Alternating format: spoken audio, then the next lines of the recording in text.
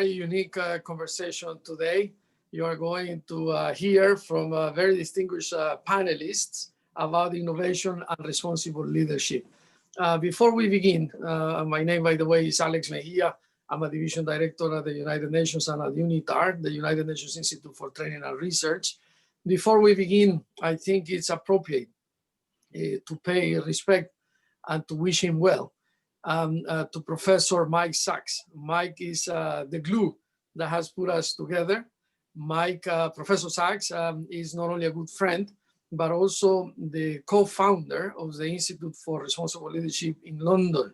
UNITAR is very, very pleased to have welcomed his ideas and to have sponsored the Institute in the last 2 years.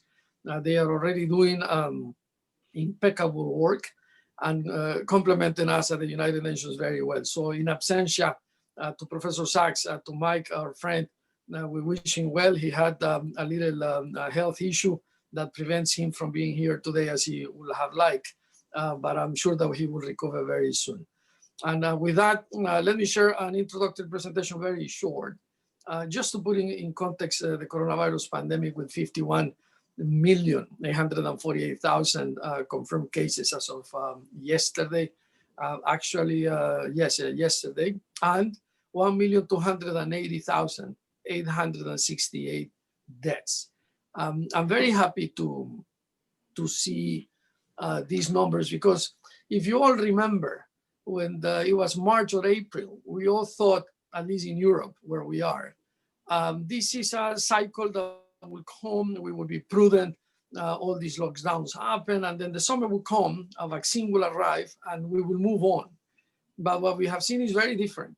We are definitely in a second wave. The global north, as we say at the UN, is enmeshing this very sad pandemic. When I say 1,280,868 deaths until yesterday, you have to think that is 1,280,868 families suffering, and friends and colleagues and institutions have been affected in a way that had no precedent. We haven't seen this before in history. But let's understand a little better what has happened region by region. If you can help me, Julia, in the slide that you will see soon, right here. You see that, how can I say that? I come from the global south, as they say, from a developing nation. I'm from Ecuador, from Latin America. And normally, we look at the developed nations. My country is only a middle-income country. We look at Europe, we look at the United States, Japan, and so on, as perhaps an example of what a public health system should be. But if you look at the numbers, that light green is Europe. And now you understand why there is really no outcome in sight until we get a vaccine. And that will take time, even if we get it before the end of the year, as we optimists tend to think. Our colleagues at the World Health Organization, WHO, located very close to where we are here at the Palais des Nations in Geneva, in Switzerland, they have warned us repeatedly that even if we get the vaccine, from the moment that we get the vaccine until there is inoculation, vaccination on a global basis, 7 billion of us, you have to remember the number, that would be very many months. They have created with Gavi, the Vaccine Alliance, the COVAX program that has a market mechanism in which governments, pharmaceutical companies, other NGOs, foundations, and so on, want to equalize the issue of the global campaign of vaccination and the issue of accessibility to vaccines, because it will be terrible. And I have to say, perhaps as a word of introduction into the main topic here, yes, it's innovation, but it's also responsible leadership. It will be terrible that the world will see that the countries that have more resources, the richer countries, have access to the vaccine first. There is no justification for that. It will be illegitimate. It's not a matter of money. So those numbers that you see there, everyone, whatever the color, whatever the region, whatever the country, should receive the vaccine with the same speed and celerity. So when I show you this, and the Americas, of course, are very preoccupied as well, I simply wanted to give you an idea of why responsible leadership is so critically necessary during this pandemic, why indeed innovation will make a difference. You will hear from our panelists, I don't want to steal their thunder, but it's good to put in context where we are today. Next, Julia, please. So, responsible leadership proper, just as a basic description, and we'll get deeper later, is perhaps the thought that you get when you think that responsible leaders in both the private and public sector treat the stakeholders with integrity. That's the critical word. They ensure that issues of sustainability, ethics, and the wider public interest are best addressed. I'll just give you an example, and we don't have the time to go deeper, but corruption in the public sector and in the private sector, if I may. Issues of corruption really literally steal opportunities from people, particularly young people, perpetuate the cycle of poverty, and rob and basically mutilate the potential and the future. So responsible leadership indeed is to conduct affairs in the public and private sector with integrity. What makes a good leader during a crisis, as the one that we have now, and it's very difficult, we have to also concede that a leader makes decisions with imperfect information, that has to reassure the public and persuade nations entirely to follow through on government decisions. It's not an easy job, but they should offer a rapid recognition of the danger that we are facing, particularly in this pandemic, the necessary infrastructure and the sacrifices to maintain that infrastructure, that system in place, the various procedures in place to quickly gather data once the crisis has hit, the so-called sense making. We are still there. We thought, as I said at the beginning, that this will be a matter of March, April, maybe May. We are still there. We are back to zero. And I am not a pessimist. I'm simply a realist. And I want to tell you that for sure, God willing, early next year, we will be coming out of this pandemic. But so far, it's very difficult to know exactly when. And the phrase to the right, which is very good, by the way, I won't read, but you can see it on the screen. Next, please. Now, trust and responsible leadership during the COVID. To build resilience during a crisis, a country needs effective leadership in both government and business.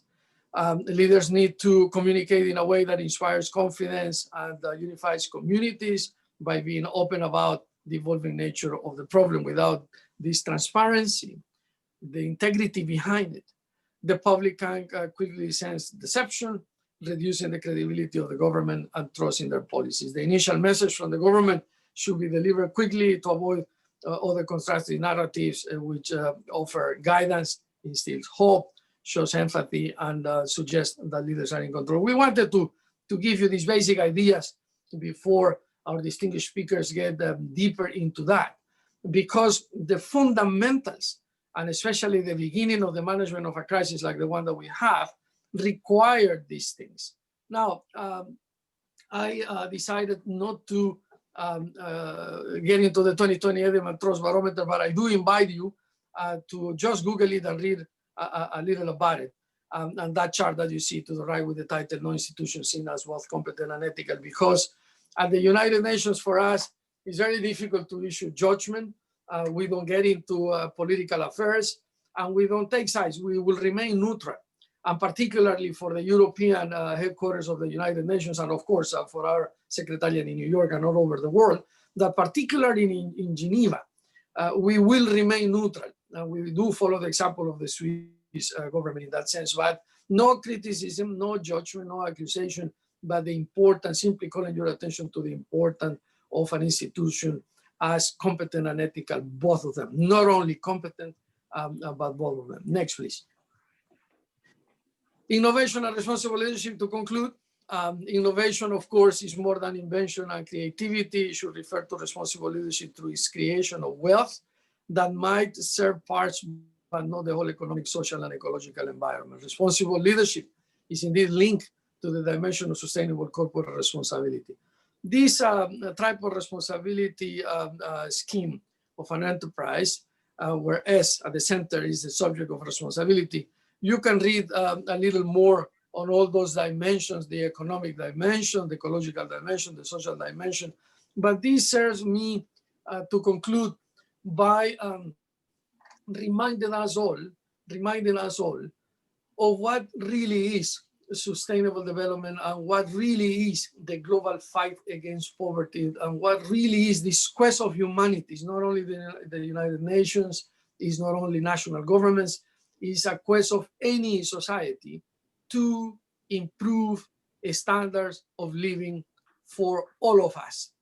Rich country, poor country, we want to have peace, stability, economic opportunities, social ladders, if I may say, but there should be a balance. It's not only economical, it's not only social, it's not only environmental. None of those should be exacerbated alone. It's that sweet spot that we call a holistic sustainable development process. And I do invite you, in concluding, to read more about responsible leadership, to read more and to hear now about the role of innovation in responsible leadership, and particularly, I do represent the United Nations here, after all, to learn more about what we call Agenda 2030 for Sustainable Development and its Sustainable Development Goals, the SDGs.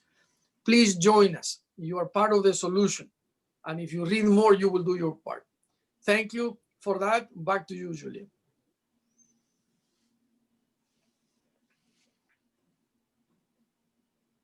Thank you very much, dear Alex. Thank you very much for your very valuable contribution. It's really, truly something and what we can do under responsible leadership.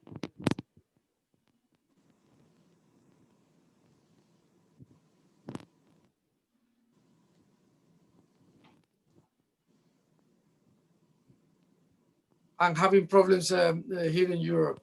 Your microphone, Julia. We can't hear it, Julia. Yeah, but if I may, we work in tandem and we are a good team, thanks to Julia. It is my great pleasure on behalf of UNITAR to now introduce our keynote speaker and the lead panelist, Professor Saad Medhat, the Chief Executive of the Institute of Innovation and Knowledge Exchange, the STEM Foundation. Professor Medhat has an impressive, literally impressive resume. I'm very humble to have you here, Professor, and I was very happy, next, Julia, please, when I read about your life. You should serve as a role model for us all. I'm not going to read all what you have there, but maybe you can give us some comment about it. So, Professor, the floor is yours. Thank you very much indeed, Alex and Julia. Good day, everyone. Firstly, I hope that you are well and in good health. As Alex said, I'm Saad Medhat, the Chief Executive of the Institute of Innovation and Knowledge Exchange, known as the IKE Institute. I'd like to take this opportunity to thank Mr. Alex Mejia of the UNITAR team, and particularly Julia, for pulling all this together. It's a lot of hard work behind the scene. And Professor Mike Sachs, who unfortunately is not with us today, but we wish him a speedy recovery. May I also extend my thanks to my fellow panelists for providing their generous time and participation today. Ladies and gentlemen, the current sequence of health economic disruption makes business as usual not possible anymore. So today, the session will cover 5 key topics, basically managing ambiguity to create organizational resilience, becoming an adaptive organization, scenario plan for post-COVID-19 future, and preparing your future strategies and the role of the innovative, responsible business leader. Now, Alex already in his opening remarks addressed the macroeconomic sort of relationship between innovation and responsible leadership. And from a governmental point of view, I shall be sort of tackling it more from a micro and organizational point of view. But if I may just briefly to say a few words about my organization. The Institute, we consider innovation as a professional discipline. And our work is guided by an innovation council, which brings together some 50 C-suite executives from all economic sectors. And in fact, our panelists today are all members of the Innovation Council. The Institute sits on the International Standards Organization, the ISO committee, for setting international innovation standards, and we conduct accreditation and certification, as well as offer obviously professional development and undertake economic research studies. Next slide, please. So one of the things I wanted to share with you, which might be of interest to you, is we have been involved with other European countries, Spain, Belgium, and the Republic of Ireland, on an Erasmus Plus project to ascertain the level of innovation readiness in different types of engineering related businesses. What was interesting is that those businesses that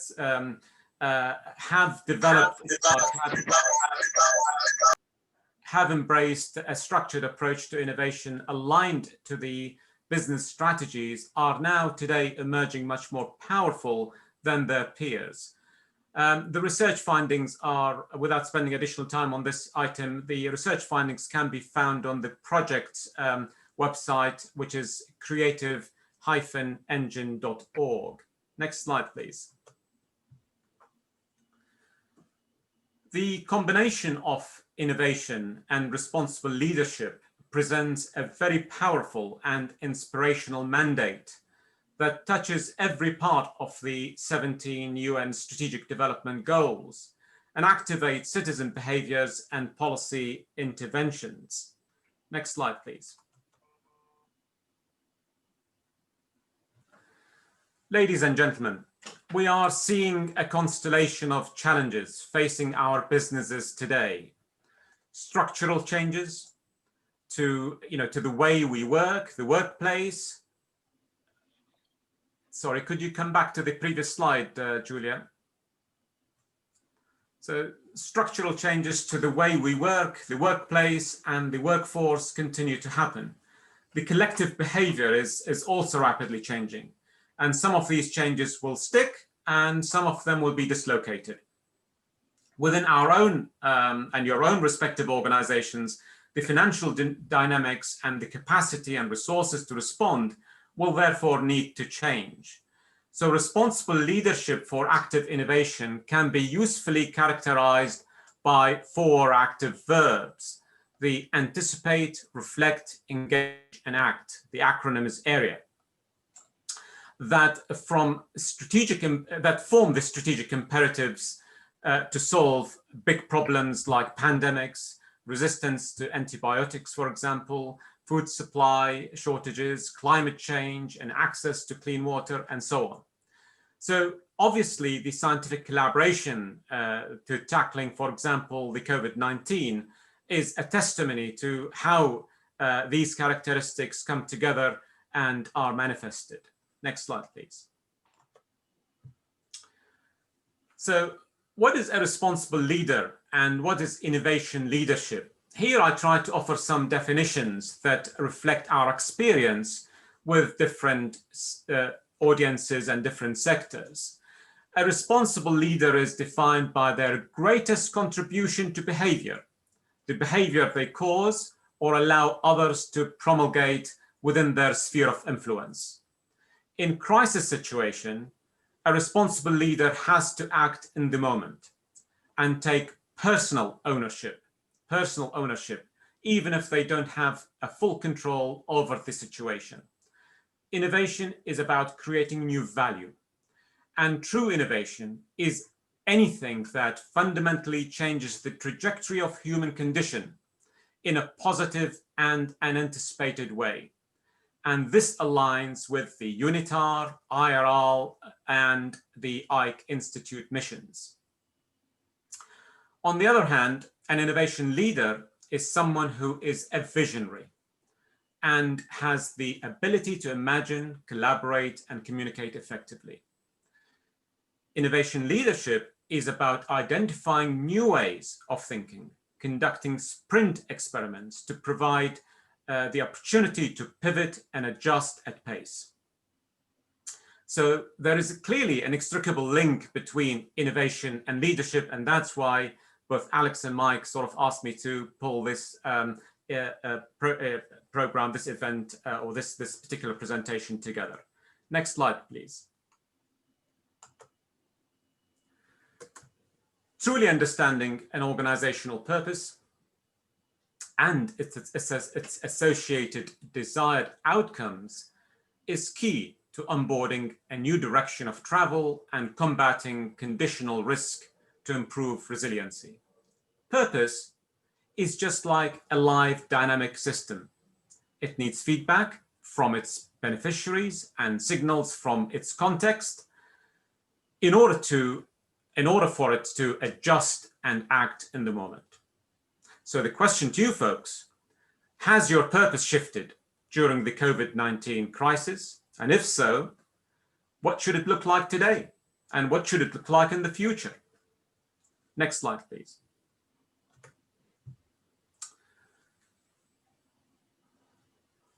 The confluence of behavioral, expectational, technological, and socio-political shifts calls for business leaders to ask some tough questions.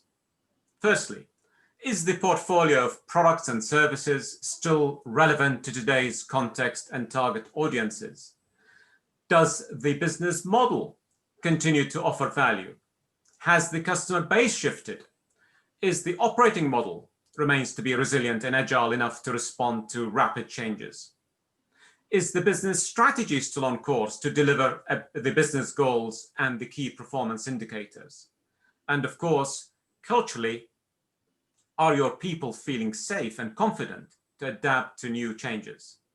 And this includes all sort of those within the, obviously, ecosystem and the supply chain.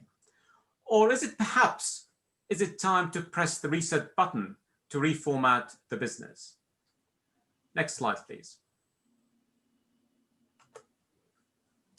To answer the previous questions requires a totally different mindset or approach to managing ambiguity, uncertainty, if you like. Traditionally, strategy planning tools such as Clear Enough Endpoint, to that of choosing alternative futures or setting a range of reasonably defined futures. These are sort of boxes 1 to 3 or levels 1 to 3 as I call them here. All, to a varying degree, have a relatively defined set of determined parameters and a line of sight with a varying degree of visibility. Whereas managing in a true ambiguity, which is box 4, requires a different approach that relies on reverse engineering various possible scenarios and reference cases. It's like being in a flight simulator, and you don't know when the terrain or the weather conditions will change. And therefore, the simulator will need to cater for these different situations.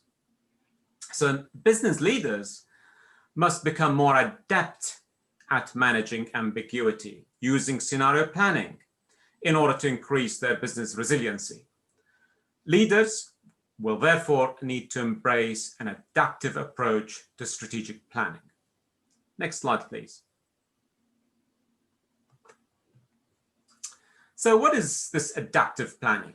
Well, in practice, to manage any volatility and uncertainty that a crisis such as COVID-19 has inflicted on businesses and on society, a dynamic and adaptive system approach will need to be deployed. And this approach consists of 3 things. 1, identifying a new intelligence. 2, curating new priorities. And 3, cascading new values to customers, users, and obviously the wider ecosystem. So new ways of thinking will require a bunch of new sprint experiments, often lasting about 2 to 3 weeks, which will lead to new discoveries that have different timelines and priorities attributed to them. And the next 2 stages are about adjustments, both internally and externally. Internally, within the organization, through internalizing change and embracing new values, and externally, essentially communicating that throughout the ecosystem and the customer base. And remember, this is an iterative process. Next slide, please.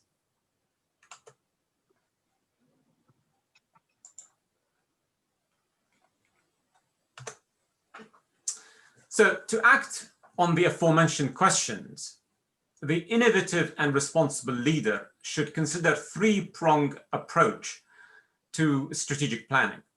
And these consist of review, recover, and reinvent phases within the respective businesses. Next slide, please.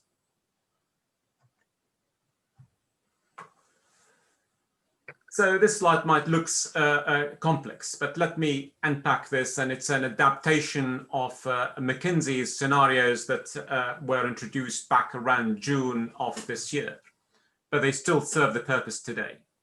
So let me sort of walk you through this. The initial step is to conduct a triage and scenario plan your future during and post COVID-19, recognizing the impact on national and global GDP. We've seen in the UK, basically about 10% of our GDP has been wiped out during this crisis. And I'm sure this is the case throughout the world.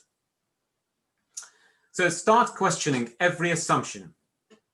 Data and analytics are key in sketching out new paradigms for the new way of doing business. So assess what your business recovery might look like under the various future market conditions using this directional policy matrix of 9 different scenarios, 9 different boxes that reflect both policy response and the public health response. So what happens if we experience, for example, as Alex already said in the opening remarks, significant delays in making these vaccines available, and we already, for example, are experiencing resurgence in the infection rates across different parts in the world. What will happen then, and how will it affect your business? So take each box scenario and imagine what would be the shape of your own recovery and the recovery of your sector. It might be an L-shaped, U-shaped, V-shaped, a square root shaped, and so on. So there are different types of recovery shapes to your specific industry and your specific organization. And remember, scenario planning is a combination of analysis and synthesis, which means you will need to plan and execute and iterate. Next slide, please.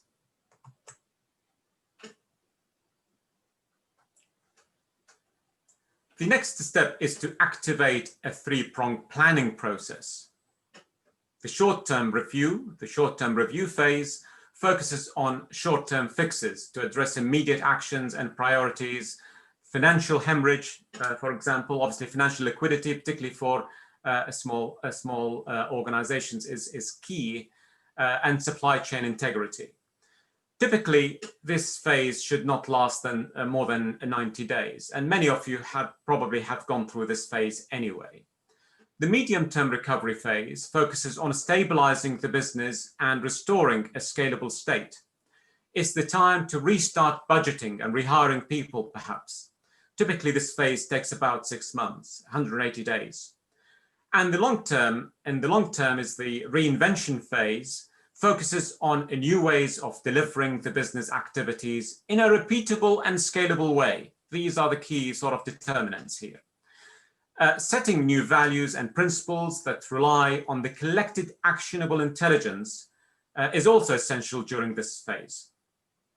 A key point to mention, by the way, is that all the 3 phases will need to be activated together at the same time in order to generate the minimum viable strategic plans for each of the phases for your respective organizations. Next slide, please.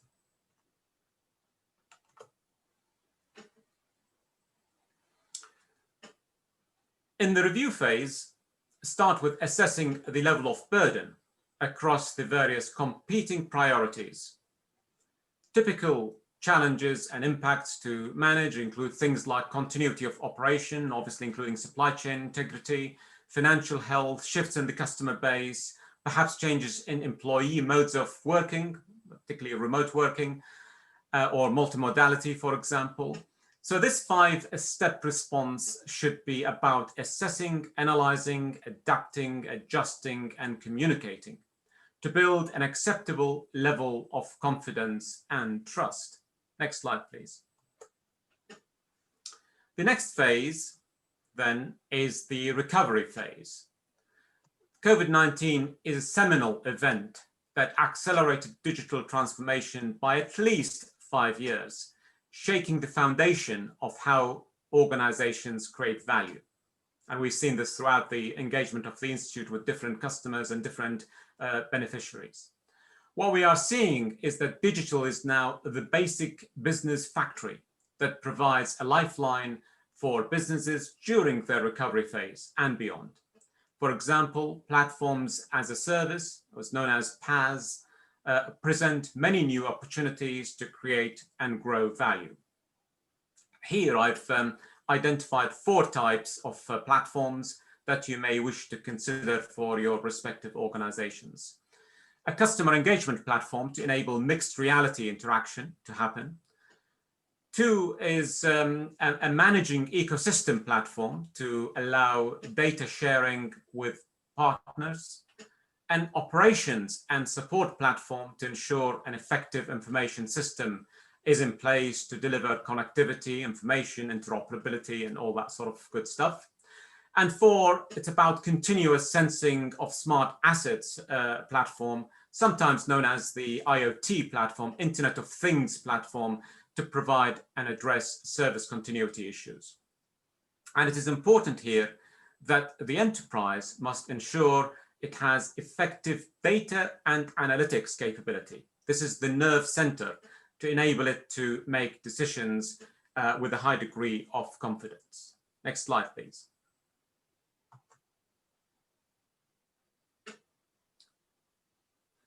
Okay, so the next stage is the reinvention stage. And this diagram again might look slightly complex, but let me unpack it for you and make it clear. So apply your chosen scenarios shown on the top left-hand side of this slide on your business model and assess any changes in 4 key areas. Your business model, basically the customer base, the value proposition, the capabilities, and the financial model. These are the 4 components of the business model. And how then how those might affect your operating model, which is basically the honeycomb structure in the bottom of this slide. Essentially, it's the way you do things, how you do things, and your respective organizations will need to change and adjust to be able to reflect any changes that you've already identified as a result of the different scenarios, factoring in the benefits and the value of any digital capabilities that you might have introduced, but also reflecting how the impact measures should be adjusted. Business leaders have the responsibility of connecting the pieces as a whole system, driven by the desired outcomes for the business. This is how, folks, the adaptive organization can be reinvented and uncertainty can be managed safely. Next slide, please. Governance plays a significant part in reinventing a business. Today's governance in successful businesses have shifted from one-size-fits-all, hardwired and control-oriented to that of multiple styles that are sensitive to context and encourage innovation and distributed, accent on the distributed decision-making to minimize risk and optimize opportunity. So the new style of governance is about moving from adherence to guidelines to embracing guardrails to allow innovation to flourish and value to grow within a business. Obviously, this approach requires embracing diversity, inclusivity, and the need to combat systemic bias. For example, we noticed that many of the pharmaceutical companies are now 90%, in fact, of their employees are remote workers. And we also noticed on the social media chatter that the concept or the mantra of unbossed by many employees and many businesses. Next slide, please.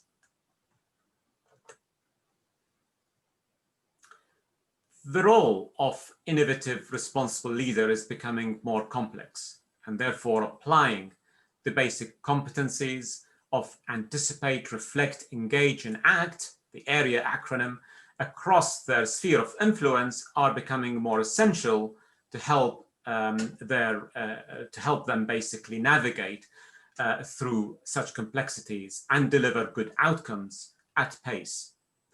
This is where the use of innovative leadership hacks will be so important, and I'm sure my fellow panelists will be making a reference in the discussion very shortly. Next slide, please. We envisage the leader of the future must act as a superhero. This means that they continuously need to enable and action three key elements to ensure they have a dynamically adaptive enterprise. And these three elements are trend spotting, mega trends and technology trends, ideation enablement to conduct sprint experiments and embrace agile development, and three, about continuous business transformation to enable the business to adjust itself to the changing conditions. And of course, if you fancy wearing a superhero cape, that will be an option as well. Next slide, please. So finally, defining the new leaders will need to basically make initiatives future fit. And they can start by basically defining the new purpose, because the purpose undoubtedly has shifted, and they need to define the new purpose and values, understand the core capabilities, and commit to identity. What's the new identity? And I think Alex already referred to what should it be in the future, those who have and those who haven't, and decide on where you want to play. Enabling the enterprise to be more adaptive, create unique hybrid of virtual, physical, internal and external capability, and enable those guardrails that I talked about earlier on, and to enable that tolerance and empowerment to prevail. Translating the new into the everyday rather. Review the ecosystem to spot new opportunities, ensure focus and capability on ensure focus on capability assessment and portfolio management. Make culture work for you. Activate those critical behaviors we talked about earlier. Cut costs. Undoubtedly, there will be costs to be cut during the COVID-19 that we didn't need to use some of the resources, so that will create a headroom for reinvestment in new areas. And being guided by value, monitor insights and trends to build an attractive and defendable innovation portfolio. Determine your progress and impact by conducting, for example, benchmarking and balancing innovation across your enterprise and establishing progress measures. And finally, reinventing and reshaping your enterprise to be fit for the new future by realigning your ecosystem and partners and leveraging digital where possible. So folks, next slide, please. So folks, remember that every crisis has a life cycle and associated emotional state and needs. It's important to sort of tackle some of these things consciously with bravery to reinvent our businesses for the future. Thank you very much indeed, and back to you, Alex.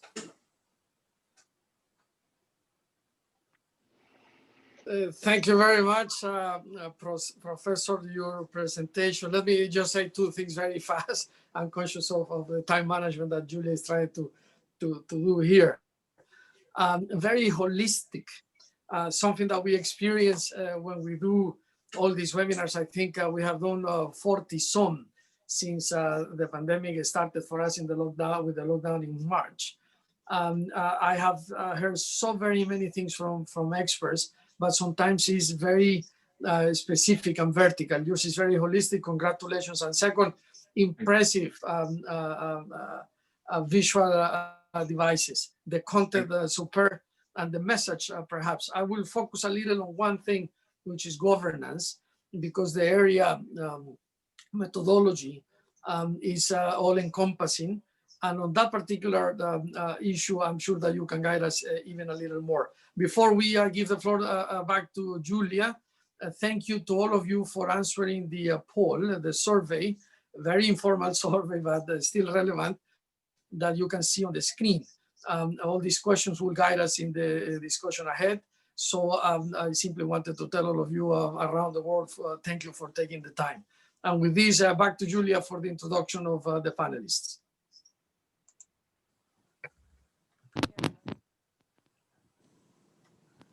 Professor Medad, for your extremely detailed, informative, and valuable presentation, as Alex mentioned. We're very grateful to have you and all the other expert panelists on board today for this very important webinar on a very important and valuable topic. Next, I would like to go ahead and present the rest of our expert panelists today, who will be giving a little bit of a background information and initial remarks on themselves. And then we will be leading into an open panel discussion. Our first panelist, I will just go ahead and introduce each and every one, and then I will give the floor to you for a few minutes to give your remarks. Our first panelist, Ms. Jacqueline Hall, is the Vice President of AstraZeneca.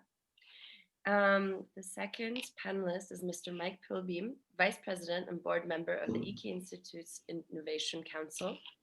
And last but not least, we have Dr. Rosie Bryson, Head of Technical Project Management of Europe and Chair of the EK Institute. Thank you very much to all of you, and we look forward to hearing more.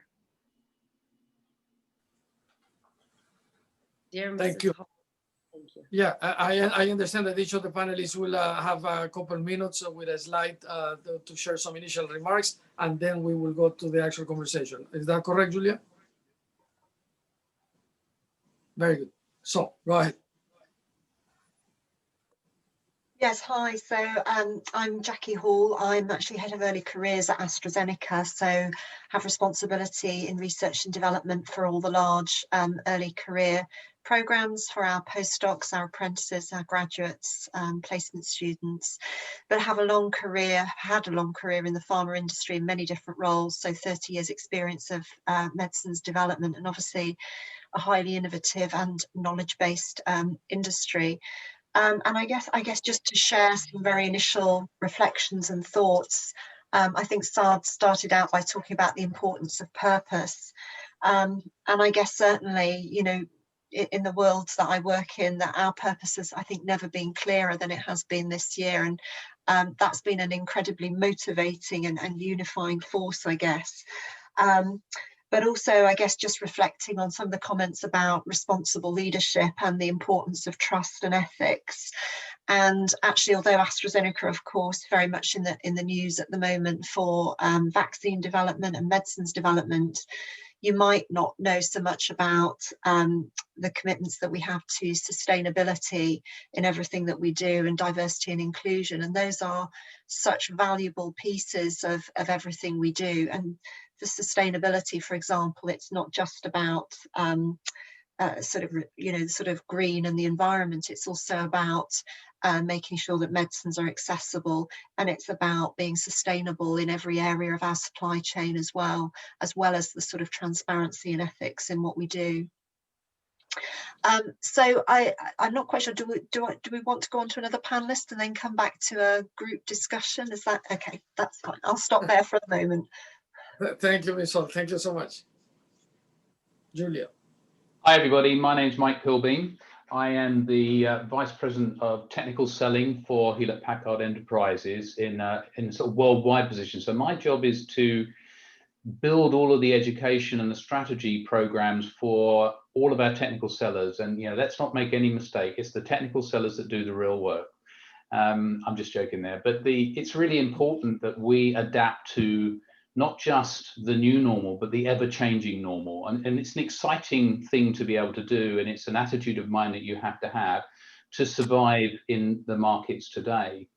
COVID has been a very interesting, has had a very interesting impact on our customers and on our markets. It taught us a lot about the quality of our supply chain. It has taught us that actually we made some really good decisions a number of years ago to really emphasize the virtual working and a very different type of working environment. But we have to go further with that. We've also learned that governance doesn't mean control. Governance really is about oversight and empowerment. And again, we have I'm very lucky to say, an amazing culture inside the company, which during COVID became even more emphasized, and the family feeling we have in the company and the way we look out for each other and collaborate together has really helped us massively. But at the same time, I think all of the points that Saad made, it's like he's just told you about the process we've been through the whole of the summer and into this month, where we are literally at the point of launching our new approaches to solve the problems and to inspire our staff and to inspire our customers that we are the right direction to go. So very interesting times, and you captured it beautifully, Saad. Thank you. Thank you. Well, hello, everybody. My name's Dr. Rosie Bryson, and I have the great pleasure to be the chair of IKE. And I can't quite remember when that first happened, but I think I've worked with Saad and Michelle and many of the panelists for many years now. And I'd like to thank UNITAR for the invitation to this conference. I think it's really an important topic. And I have to say, Saad, I found your presentation very inspirational. And it did make me think that actually, in our present environment, probably quite a lot of us are sort of hunkering down a little bit. And there is an element sometimes, not just in our work life, but in our private life of, let's just survive this. But it made me think that actually what we should be doing now is channeling our emotional energy, possibly into more positive things. Of course, we all know the COVID situation, and we all deeply feel the loss that everybody has, and the world has changed. And that is highly challenging. But I think this emotional energy, I think we should start using for more positive things and to move forward. My role within BASF is the head of technical project management. And some of you on the line might think, well, BASF, well, what do they do? And you might remember tapes many years ago. But to be honest, BASF is more than that. It's a chemical company. My role is with actually agricultural solutions. And I think agriculture is very much a sort of parallel in some ways to what is happening with COVID, in the sense that, yes, we're coping with COVID, but in agriculture, we're coping with big issues around food supply. And I think it's very telling that actually a lot of the issues we have in many countries are with migrant workers who are actually working in sometimes quite appalling conditions to supply food to us, food that we've taken for granted in the past. And we've seen that the issues around supermarkets and panic buying and things like this. And I think it's at times of crisis that people probably appreciate food more than we have done in the past. I think also climate change is another thing which possibly has been brought back into focus strangely because of COVID, partly because actually emissions have gone down in many ways because of lack of movement of people. But also, I think at the same time, we can see things like the fires in America, that the floods, even in Europe, the dry summers that we've had this year, which have significantly changed crop production, in fact. So I think we have many challenges. COVID is one, climate change, food supply, many other things as well. And I think we need to open the debate of what the future holds. And I thought it was fascinating that Saad said, we've moved technology and our embracing of technology 5 years forward. I'm not as young as I was, and for me, I've had to embrace many things that I haven't had to in the past. And I think we should also embrace young people to help us move these things forward, because it's a very challenging time for young people as well. So I hope we can open up the debate, and it'd be very interesting to hear people's thoughts and ideas. Thank you.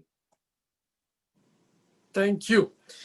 And if I may, Julia, allow me now to begin with some of the feedback that we have received.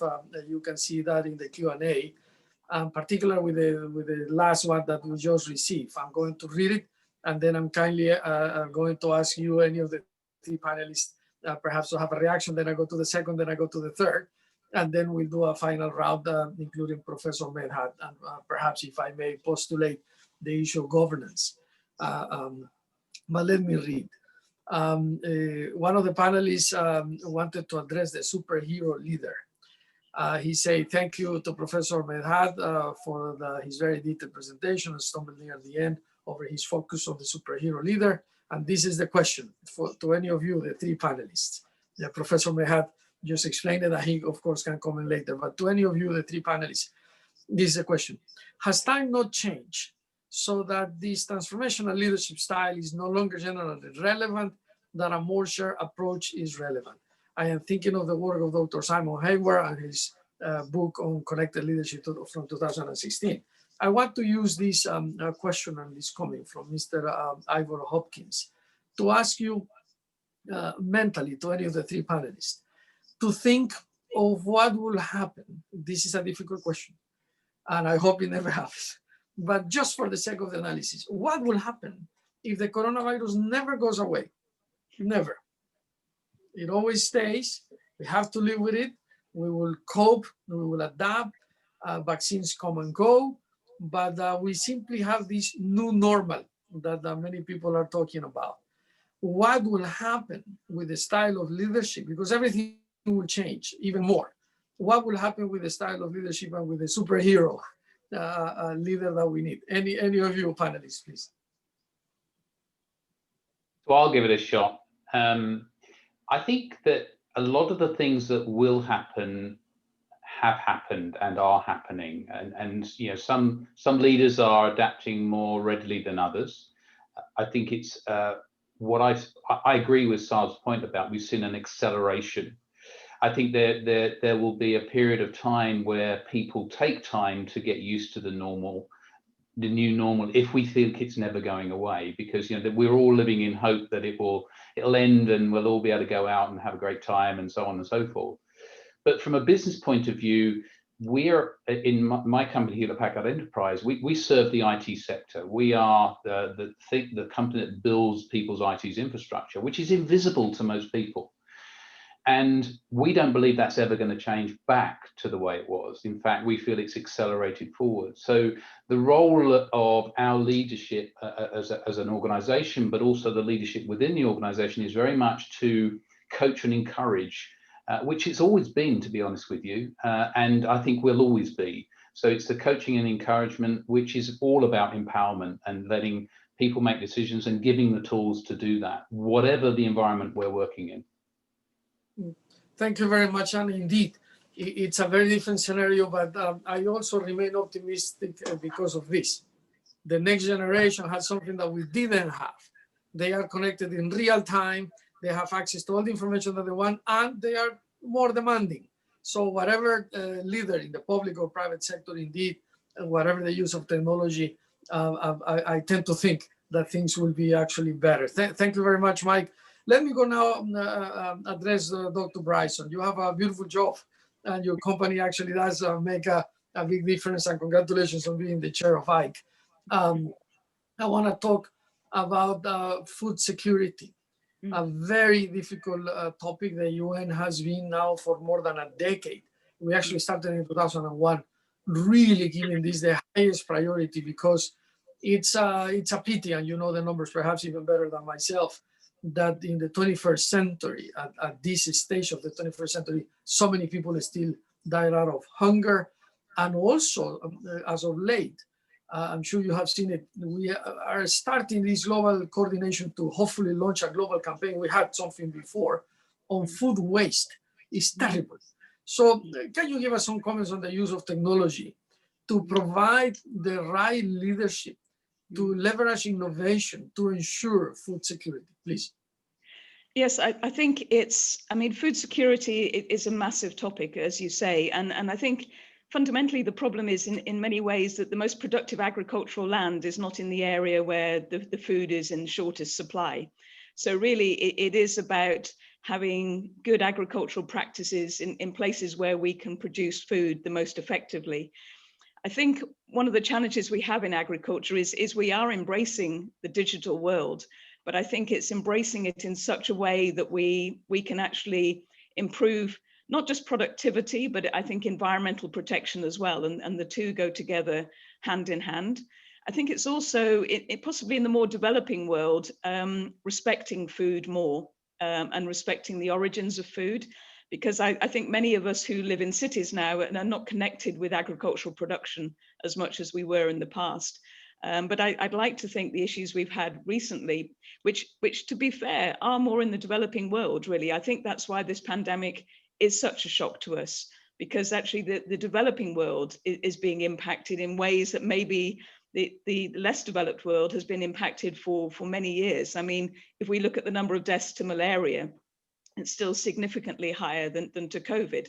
But I think it's because it's affecting many people that have never been affected before. And I think food security is part of that debate. I think that the value of food, and I think it's interesting that in the media we talk about believing the science and listening to the science.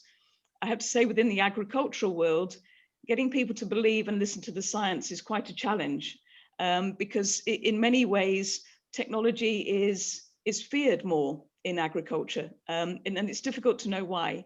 I think, again, it's because food is so intrinsic to our lives.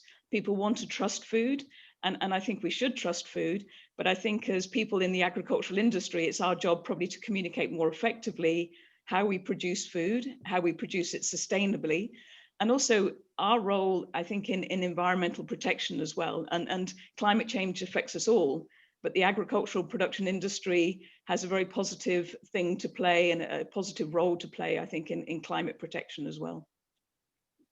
Indeed, and I thank you. It will remain one of the greatest opportunities and challenges ahead for humanity as a whole.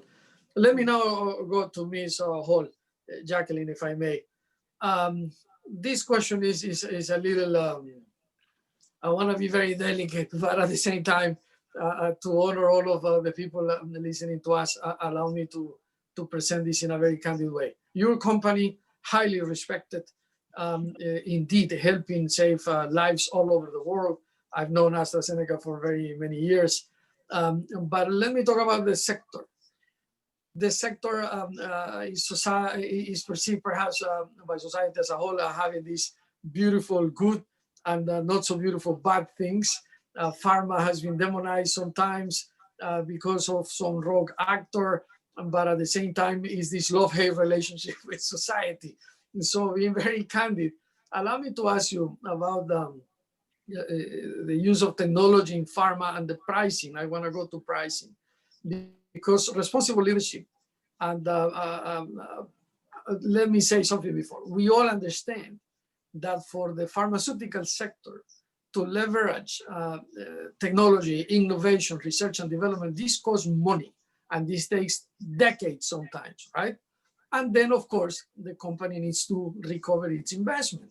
It's a long-term game, but there are, and you know this, cases in the past of people that have really abused the pricing strategies.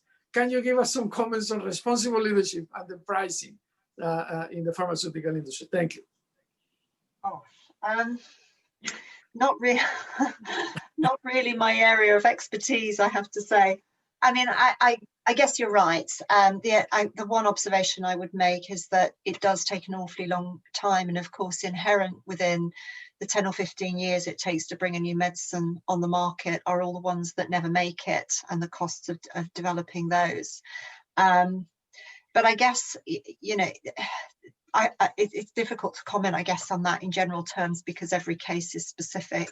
But I guess maybe what I can do is talk a little bit about where I think the industry has come to the fore a bit through the pandemic and where I think they really have shone.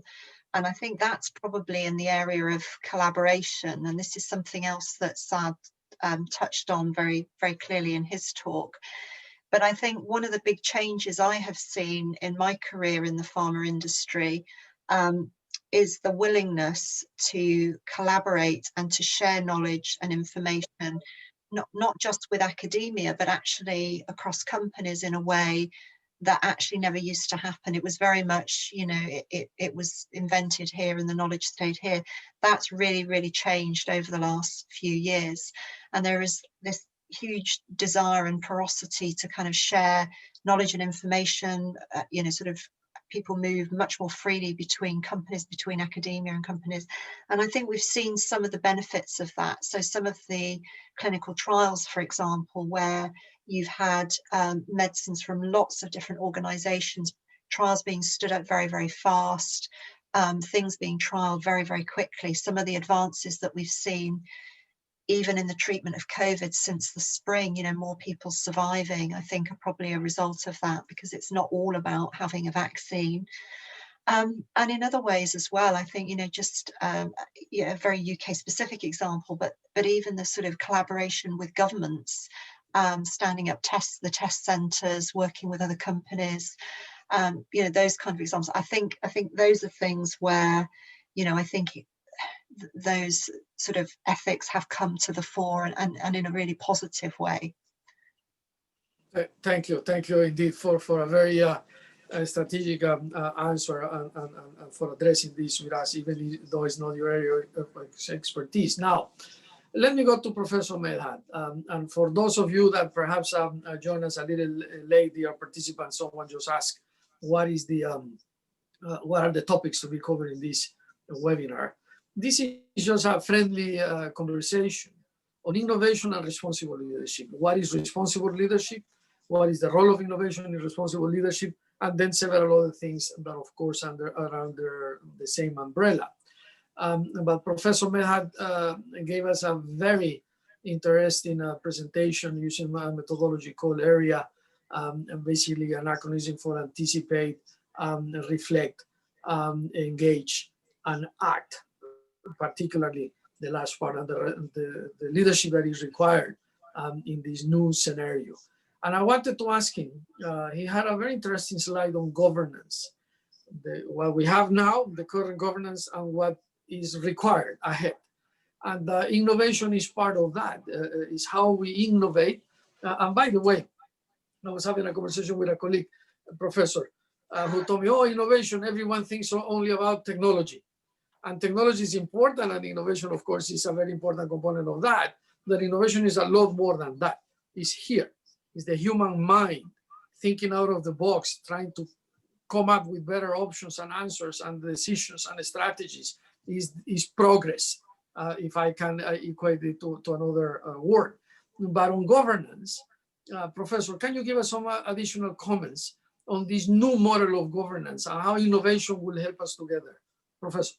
Yeah, thank you very much indeed. And just sort of to the point you made about the relationship between R&D and innovation, we consider R&D as a function of innovation. So it's a component of the, if you like, the value chain of innovation, what innovation offers.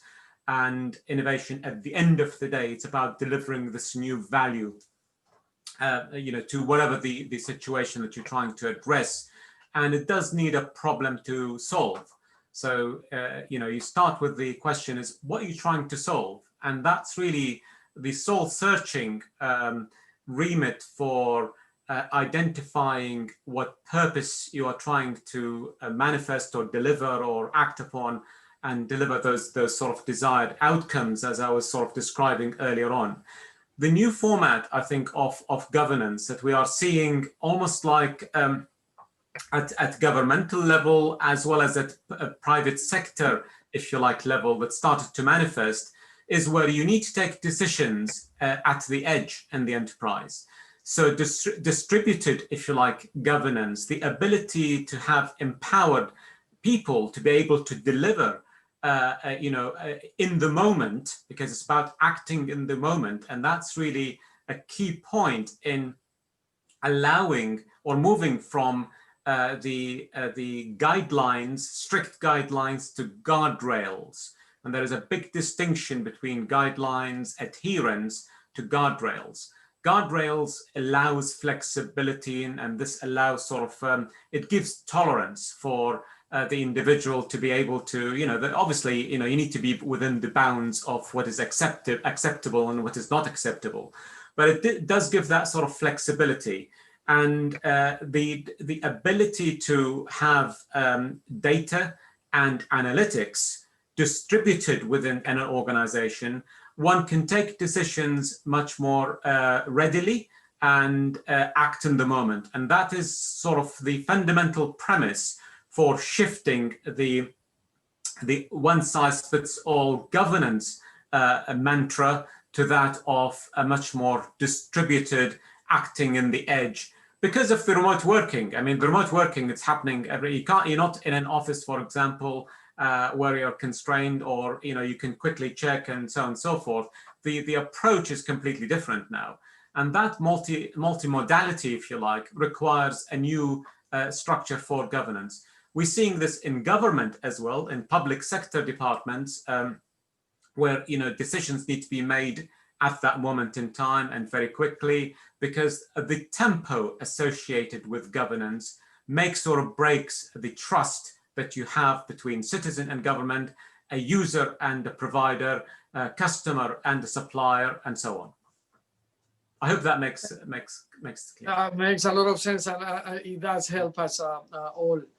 Thank you for stimulating our mind to conceive this further.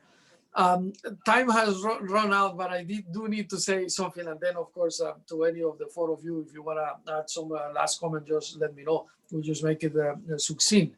I need to say that as an invitation for everyone, again, everyone listening, to do something, to go beyond just listening, to continue your quest to contribute to society, but particularly to think of whatever you can do to help us advance sustainable development and fight poverty.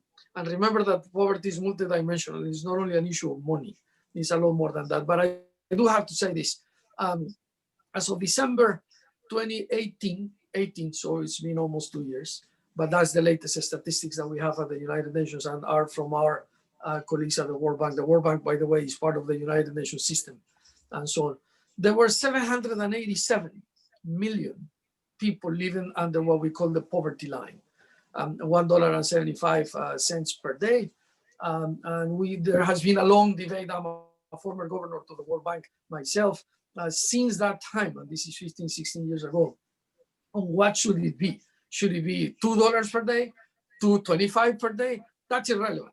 The point here is that all these people living with that amount literally don't have enough to feed themselves. I didn't talk about dressing, having a roof over your head, and so on and so forth, to eat, right? 787 million. There is some preliminary numbers, this is not official, as of June 30 of this year. So now in December, it will be even worse. That because of the COVID pandemic, and at the time only less than a semester, June 30, 2020, now we are nearing 1 billion of people living under the poverty line. 787 to 1,000 million, it's a lot of people and a lot of families, right? And as I say, our colleagues at the World Bank, informally, because they will be publishing this hopefully by February, already assume that the economic recession and the hit that we have taken all over, and then the employment growing, has brought to poverty, again, people that had already emerged out of that situation. So if we are to focus on making a better world, on understanding sustainable development, so the fight against poverty at the center, guide us for the years to come. I just wanted to invite you to give us a general comment on how responsible leadership should address this issue of exacerbated poverty today. The floor is open to any of you. So I would comment that one of the great things about working for very large organizations is pretty well every one of them has corporate social responsibility as part of their agenda. And something I've been really happy to see with not just my company, but a lot of the other companies, they've really emphasized that as one of the things that is even more important to them through the COVID crisis, to actually drive the sense of community within their own staff. And so I would hope that that would continue and grow as time goes on. If the longer we're stuck at home, the more I think people will start thinking about the people who are less lucky than them. I certainly think I'm very lucky being able to work from home. through the crisis. But yet my heart goes out to all of those people that are in crisis today. Thank you. Thank you very much indeed. Any other comment? I mean, Alex, maybe I could say something. I think to be fair, we probably all need to look at ourselves a little bit as well.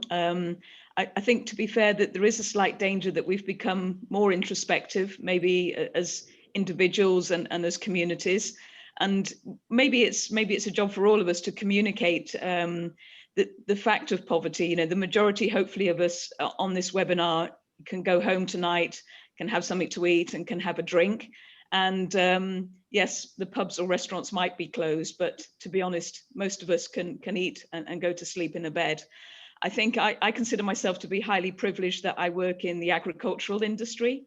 It's highly challenging, and we have a lot of issues to deal with.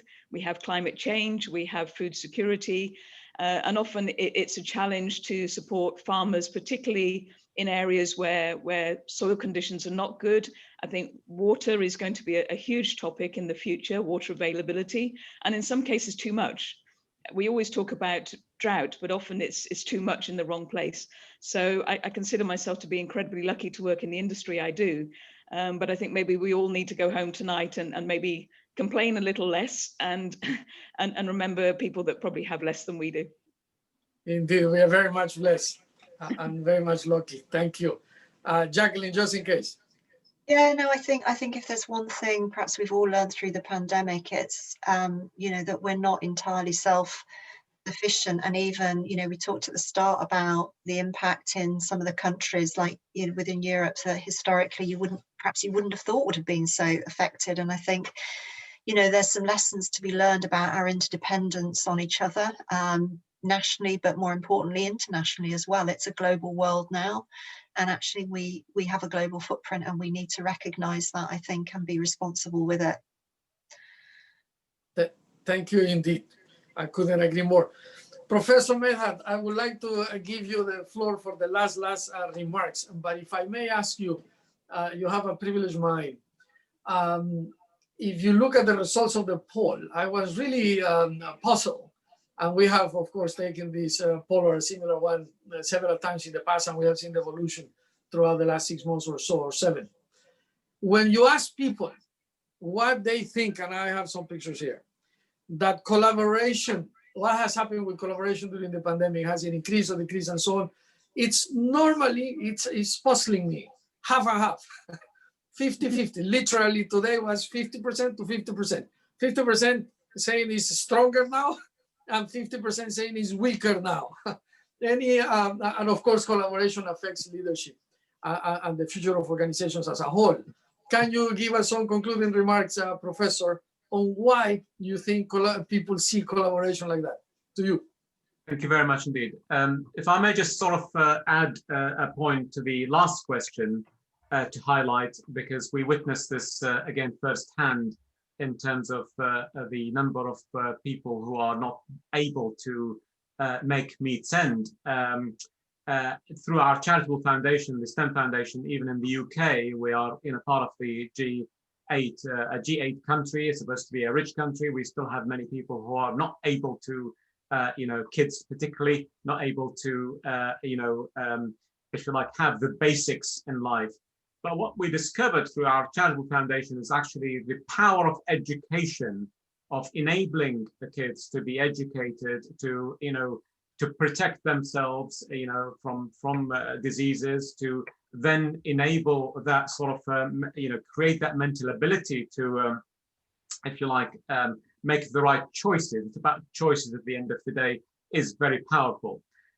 Going back then to your question about the collaboration, we've seen this in many organizations, particularly in the likes of the aerospace and defense type of companies, where they are very fearful of seepage of their intellectual property, or the, if you like, the their intellectual property becomes, you know, leaves, if you like, their home territory. And that affects the way in which governance is acted upon. That affects the way of collaboration. So there is a lot of old-styled, if you like, leadership acts that constrain the way in which collaboration can be acted upon. Organizations like GE have led the open innovation, which is a collaborative act, basically, to allow intellectual capability from the outside in. So essentially leveraging significant collaborative capability from outside in to help in finding solutions for their businesses. Equally, we've been involved with organizations like DuPont in Geneva, where you are, where they created the collaboratory, where we're actively involved with them at the time, 10 years ago now, where they enabled many scientists from the outside to come in to encourage with finding sort of solutions to problems.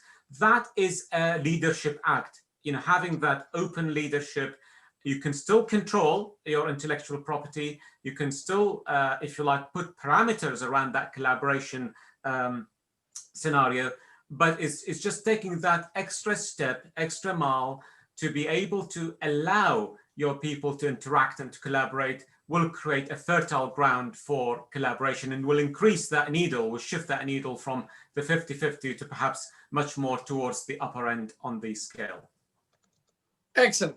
An excellent way to close this very, very enriching and interesting webinar. But before we go, again, on behalf of the United Nations as of UNITAR, our appreciation to all of you, dear participants, for joining us today, to the University of Suffolk for making this possible, and in absentia, our dear friend and colleague, Professor Mike Sachs, to the Ike Institute, impressive work that you all do, to AstraZeneca and the Institute for Responsible Leadership in London. It's been quite a privilege for me to moderate this short conversation. We will have need even more time, and I would simply like to recognize also Ms. Michelle Medhat for being with us, and Ms. Julia Gent for doing an excellent job in coordinating everything. To all of you, our sincere appreciation, and to the participants, thank you once more for joining UNITAR and its webinar series. All the best. Thank you very much indeed. Bye. Thank you. Thank you. Thank you. Bye.